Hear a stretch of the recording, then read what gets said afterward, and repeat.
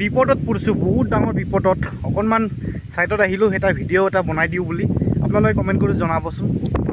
পথাৰৰ মাজত বহি আছোঁ, এইফালে আছে গৰু কেইটামান মানে অকণমান ছাইডত বান্ধি দিলোঁ।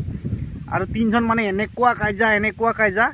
এজনৰ নাম হৈছে হৃদয়, এজনৰ নাম হৈছে নয়ন আৰু এজনৰ নাম হৈছে গাল। মানে তিনিটা এনেকুৱা কাইজা বিচাৰকটো মানে মোক কৰিব দিলে নহয়। মই মানে এনচাৰটো পোৱা নাই, গতিকে সেইকাৰণে আপোনালোকক মই ভিডিঅ' কৰি এটা বনাই দি আছোঁ বাৰু। আপোনালোকে কমেণ্টত দিবচোন বিচাৰকটো মানে কাৰ ভুল।